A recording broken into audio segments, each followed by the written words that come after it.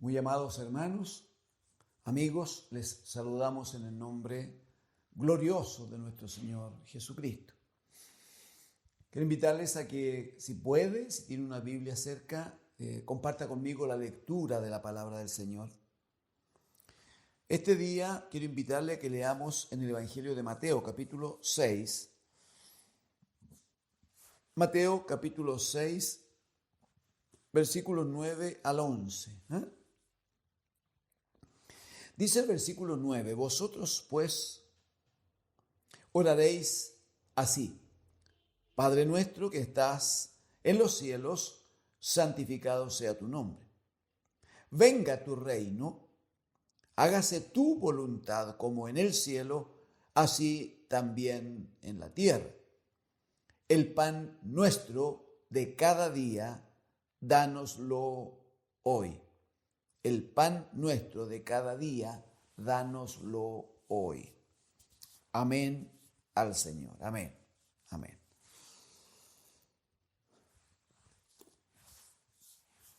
El Señor ha dispuesto, amados hermanos y amigos, y ha establecido por su gracia en nuestros corazones la necesidad de que conversemos y compartamos. Uno, la necesidad que tenemos de orar. Una necesidad.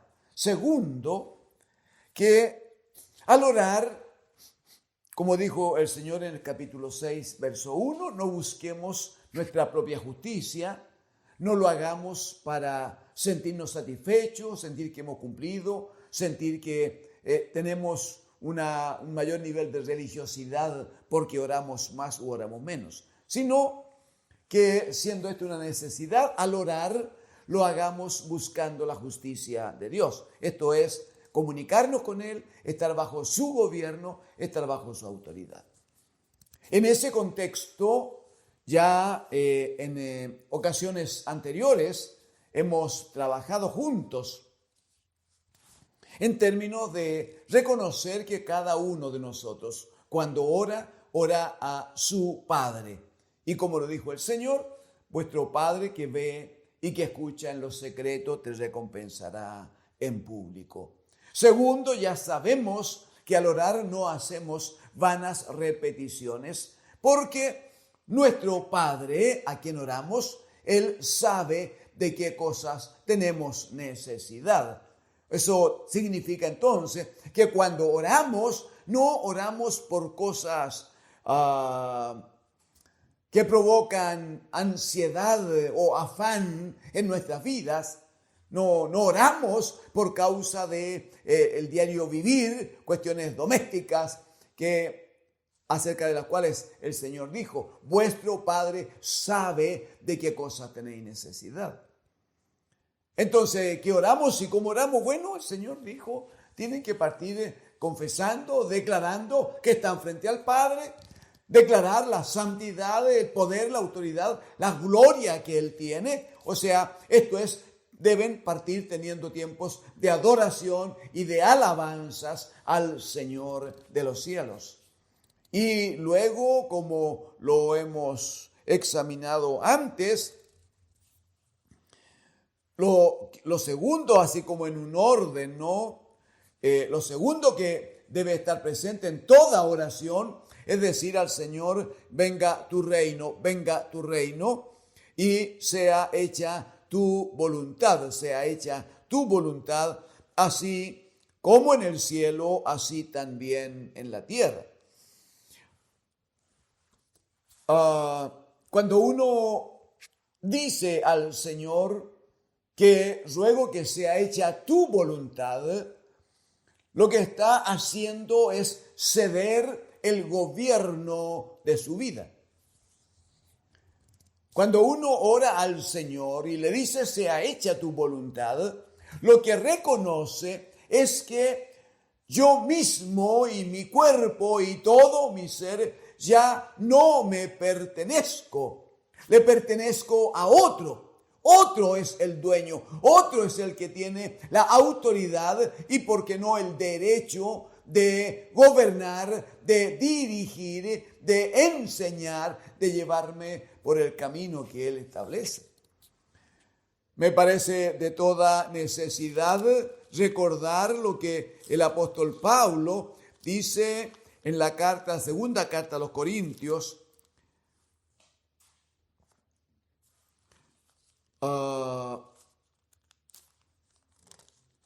Les ruego me disculpe. Primera carta a los Corintios, Primera de Corintios capítulo 6, versículos 19 y 20, va a decir el apóstol bajo el Espíritu del Señor. Dice, ¿o ignoráis que vuestro cuerpo es templo del Espíritu Santo, el cual está en vosotros, el cual tenéis de Dios, y que no sois vuestros? Porque habéis sido comprados por precio. De nuevo, habéis sido comprados por precio.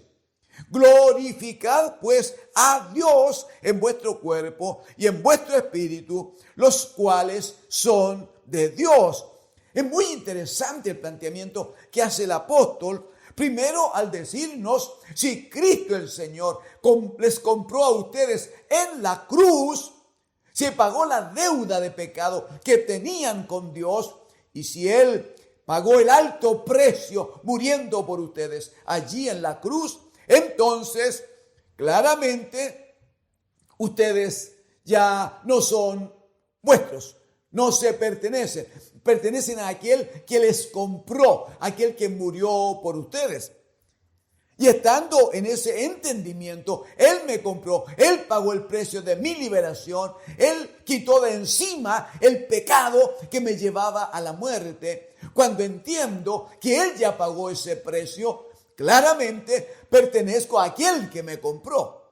Si eso lo entiendo, en el verso 20 va a decir, porque habéis sido comprado entonces por precio. ¿Qué debe hacer un hombre que entiende que le pertenece a aquel que le compró? Dice el Espíritu aquí, glorificad pues a Dios en vuestro cuerpo. Glorificad, dad gloria a Dios en vuestro cuerpo y en vuestro espíritu, los cuales son de Dios. Amén, muy bien. ¿Cómo hago para glorificar a Dios? Si ustedes pudieran acompañarme a Filipenses capítulo 2,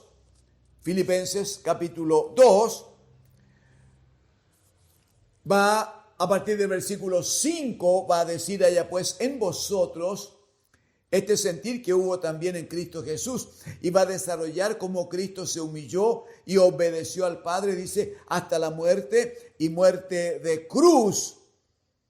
Entonces va a decir que el Padre, como respuesta a la ofrenda de su Hijo, el Padre en los versículos 9 y 10 va a decir que el Señor le resucita, le levanta de entre los muertos, le da un nombre que es sobre todo nombre, para que, dice, ante ese nombre, verso 10, se doble toda rodilla de los que están en los cielos, en la tierra, debajo de la tierra. Verso 11, y toda lengua confiese que Jesucristo es el Señor, para gloria de Dios Padre. El apóstol había dicho a los corintios, glorificad a Dios en vuestro cuerpo y en vuestra alma. Glorifiquen a Dios en todo lo que son, en todo lo que tienen. ¿Cómo glorifico a Dios? Haciendo que toda rodilla, también las mías, permanentemente, toda rodilla se doble ante el nombre de Jesucristo. Los que están en los cielos, en la tierra, debajo de la tierra. Toda rodilla esté humillada ante aquel que es el Señor en el cielo y en la tierra. Pero también toda lengua confiese que Jesucristo es el Señor, Jesucristo es el Rey, Jesucristo es el que gobierna, Jesucristo es el que tiene toda autoridad y todo poder y todo señorío. Eso nuestra lengua debe confesarlo permanentemente. Entre otras cosas, porque si no lo declaramos constantemente, nuestra mente, nuestro corazón se olvida de los beneficios de Dios. David, como profeta de Dios, decía en el Salmo 103, bendice alma mía Jehová, y bendiga todo mi ser su santo nombre. Bendice alma mía al Señor y no olvides, decía, y no olvides ninguno de sus beneficios. Tenía clara conciencia aquel varón de Dios de que nuestra mente es frágil, especialmente en lo que tiene que ver con tanto beneficio, tanta bendición que Dios en su misericordia nos ha dado. ¿Cuál es el punto entonces? Cuando decimos, venga a nosotros tu reino y sea hecha tu voluntad, lo que estamos diciendo es, Señor, gobierna mi vida. No es repetir la frase que usó el Señor aquí. No. Tiene que haber una conciencia. Tiene que haber un entendimiento.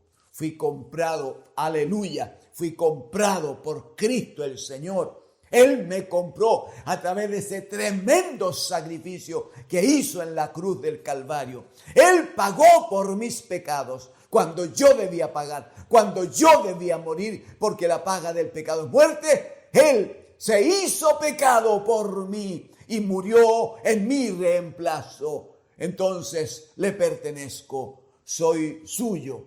Y eso significa que debo, como dirá el apóstol Pablo, glorificar a Dios, dar la gloria al Señor. Pero no se puede dar la gloria a Dios, no se puede honrar al Padre si no se honra al Hijo, porque Él es el camino y la verdad y la vida, y nadie viene al Padre sino por Él. Muy bien, el Señor Jesucristo en esta enseñanza dice en el versículo número 11, entonces, el pan nuestro de cada día. El pan nuestro de cada día, dánoslo hoy. Hay, amados hermanos, que han predicado, algunos aún predican, y dicen que, que el Señor dejó esta oración de esta manera para que a nosotros nunca nos falte el pan de cada día, hablando del pan físico, hablando de esa porción de masa preparada, trabajada, que se compra en el almacén, en la masandería, el supermercado. Entonces los hermanos dicen, mira, Dios estaba preocupado de nosotros, entonces por eso dejó dicho que digamos el pan nuestro de cada día. Discúlpeme, yo creo que sí, que el Señor tiene cuidado de nosotros, de eso no hay duda. No hay duda que el Señor es el que nos cubre, el Señor es el que nos alimenta, el Señor es el que nos viste, es su gracia en nosotros y por nosotros. Solo que al orar no podemos perder de vista en qué contexto el Señor dijo que orásemos. ¿Cuál es la forma que debemos orar para que Él, el Señor, escuche nuestra oración, la reciba y en su misericordia nos responda? Si Él había dicho recién,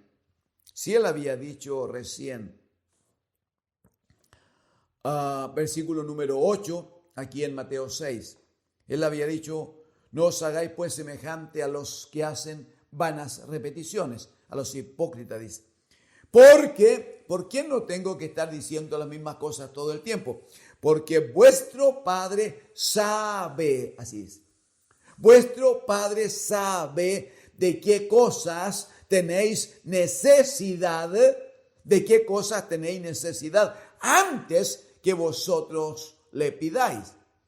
O sea, hay decirle todos los días, Señor, da un pedacito de pan para el desayuno, otro trocito para el almuerzo. Señor, y no te olvides de darme un trocito de pan para la tarde, que me gusta tomar un tecito. Vuestro Padre sabe de qué cosa tenéis necesidad. Pero además, el mismo Señor Jesucristo, en el mismo capítulo 6, si usted me acompaña, por favor, a partir del verso 25, el Señor dice, por tanto digo, no os afanéis por vuestra vida, ¿qué habéis de comer? Mire pues, si lo dice clarito, no os afanéis por vuestra vida, ¿qué habéis de comer o qué habéis de beber? Ni por vuestro cuerpo, tampoco se afanen, ¿qué habéis de vestir? Él dice, no es la vida más que el alimento y el cuerpo más que el vestido. Y el ejemplo que pone es precioso. Mirad las aves del cielo, que no siembran, ni ciegan, ni recogen en graneros.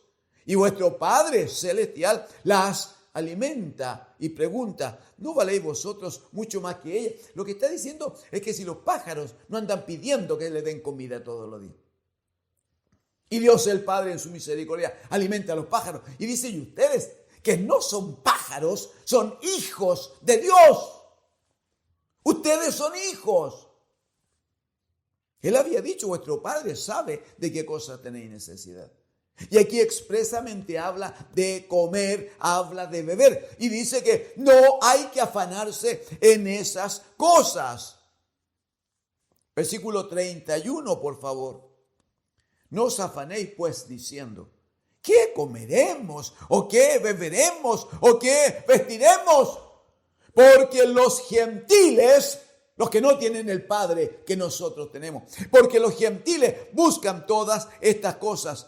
Pero vuestro Padre Celestial sabe que tenéis necesidad de todas estas cosas. El maestro que nos enseña de esta manera podría estar diciendo cuando ustedes oren, pídanle al Señor que le dé pan todos los días, así como para que el Señor no se olvide. ¿Le parece? La verdad que no, ¿cierto? Claramente está haciendo una referencia distinta.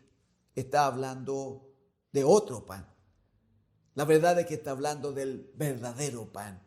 ¿Por qué no me acompaña brevemente a Deuteronomio capítulo 8? Deuteronomio capítulo 8, habla Moisés y está recordando al pueblo algunas cosas que han vivido en 40 años que estuvieron en el desierto.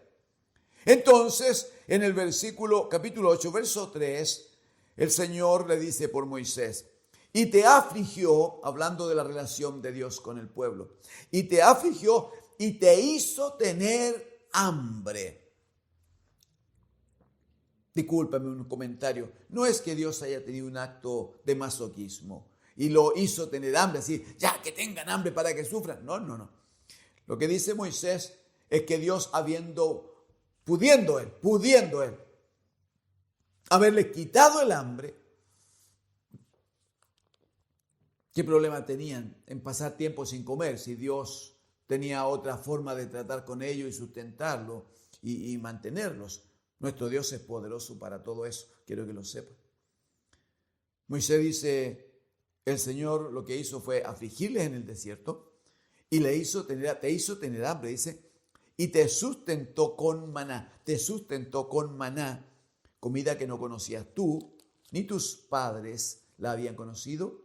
¿Y por qué les dio un pan que no conocían? ¿Por qué les dio una cosa distinta de la que ellos habían probado antes? Dice, para hacerte saber que no solo de pan, el pan de la panadería, no solo de pan vivirá el hombre, mas de todo lo que sale de la boca del Señor vivirá el hombre. De todo lo que sale de la boca de Dios vivirá el hombre. Es muy interesante el hecho porque claramente lo que ocurre con Israel en el desierto fue un milagro impresionante. Todos los días, durante 40 años, todos los días, el Señor enviaba así como una lluvia al amanecer y la tierra alrededor de las carpas quedaba cubierto de una cosita así como pequeña hojarasca, dice la Escritura, ¿no? Como unas galletitas, ¿no? De color claro, con un sabor a miel, una cosa exquisita. Era tan exquisito lo que ellos recibieron, tan exquisito, que Lo comieron 40 años y nunca les cansó, nunca les hostigó, nunca. Uno dice, ¿y por qué el Señor es como raro? ¿Por qué no le mandó pan nomás? Pues ellos estaban acostumbrados a comer pan. Porque el pueblo se había alimentado toda su vida en Egipto del pan que se hacía en los hornos de Egipto. Entonces sabían que el pan les quitaba el hambre. Si el Señor hacía el mismo milagro que hizo con el maná, lo hacía con el pan que comían en Egipto, entonces Israel seguía viviendo una parte de Egipto, una porción de Egipto, aunque ahora eran libres, aunque ahora estaban camino de la tierra prometida. Lo que hace Dios es cortar absolutamente, cortar con la vida que tenían en Egipto y mostrarles que la vida del hombre no depende de ese trozo de pan que venden en la panadería. En la vida del hombre no tiene que ver con esa cosa que come y que todos los días, a mí me pasa, todos los días tomamos un trozo, todos los días acompañamos con alguna cosita a veces y bueno, comemos y nos encontramos bien, nos agrada. El Señor quiere mostrarnos que la vida, la verdadera vida, no tiene que ver con esa porción de pan. Entonces, ¿qué hace Dios con Israel? Dice, bueno, yo les hice tener hambre, se la podía haber quitado, no, permití que tuvieran hambre y cuando tuvieron hambre, yo les di, pero les di pan especial. ¿Por qué? Porque ese pan especial es una figura. Ese pan especial significaba que es un pan distinto del que ustedes comen en Egipto, comen en el sistema. Hay un pan superior que quita efectivamente el hambre. Por eso es que les di el maná, para que tengan una referencia de cuál es la bendición que viene. En el Evangelio de Juan, en el capítulo 6, Jesucristo hizo un gran milagro, alimentó a más de 5,000 personas con 5 panes y 2 peces. Al día siguiente que el Señor había alimentado a tanta gente, esa misma gente lo vinieron a buscar y el Señor le dice, ustedes me andan buscando, pero no porque me reconozcan como el Hijo de Dios. Ustedes me andan buscando porque comieron mucho ayer y quieren que yo les siga alimentando ahora, pero quiero que sepan que tienen que trabajar más por la cosa espiritual, les dijo el Señor. Los judíos que allí estaban le dijeron, Señor, ¿qué señal haces tú para decirnos estas cosas? Cuando nuestros padres, dicen ellos pues, si a usted le gusta, véalo en casa, los versículos 30, 31, 32. Los judíos le dicen, nuestros padres en el desierto comieron maná, porque Dios les dio pan del cielo. Estaban orgullosos de eso. Y el Señor le dice, bueno, dice, de cierto les digo, que no les dio Moisés el pan del cielo, pero mi Padre sí les va a dar el pan del cielo. Bueno, luego, después de desarrollar esto, cosa que usted puede hacerlo en casa, en el versículo 48, Jesús va a decir, yo soy el pan. Yo soy el pan de vida. Yo soy el pan de... Por favor, estamos examinando lo de Mateo 6, el pan nuestro de cada día. El pan nuestro de cada día. Mire cómo dice el Señor, verso 48, yo soy el pan de vida. Observe que no es el pan de la panadería. Observe que no es el maná que comió Israel en el desierto. Observe que está hablando de algo todavía superior. Yo soy el pan de vida, dice el Señor. Verso 49, les dice, vuestros padres comieron el maná en el desierto y murieron. Verso 50, este es el pan que desciende del cielo, para que el que de él come... aleluya, no muera. Verso 51, yo soy el pan vivo que descendió del cielo. Si alguno comiere de este pan, vivirá para siempre. Y el pan que yo daré es mi carne, la cual daré por la vida del mundo. Amigos, hermanos, cuando Jesús, no nos confundamos. Cuando Jesucristo dice al orar ustedes, díganle al Señor, el pan nuestro de cada día, dánoslo hoy. No está hablando del pan de la panadería. El Señor se lo va a dar. Tenga paz, tenga cuidado, tenga quietud. El Señor se lo va a dar. No, lo que Él está diciendo, Señor, pon hambre de ti. pon hambre de tu palabra. Pon en mi vida hambre de la revelación de Cristo. Señor, que tu palabra que es testimonio de Cristo, que tu palabra no falte en mi vida, para que tu palabra me alimente, para que tu palabra sacie toda necesidad que haya en mi alma y me dé vida y vida eterna. Ese es el pan nuestro de cada día, que debemos rogar al Padre que nunca nos falte.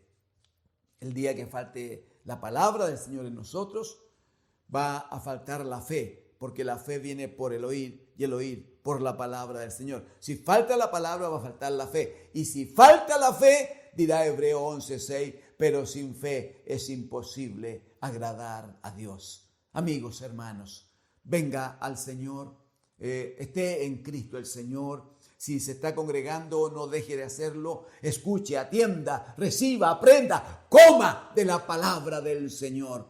Si algún amigo o hermano está detenido y no está constantemente alimentándose de Cristo, bueno, le invitamos a que lo haga. Venga, acérquese, averigüe, llámenos de tal manera que podamos compartir con usted la bendición de Dios, que es la revelación de Cristo a través de su palabra. Con cariño le saludamos y al Señor damos la gloria y la honra. Amén.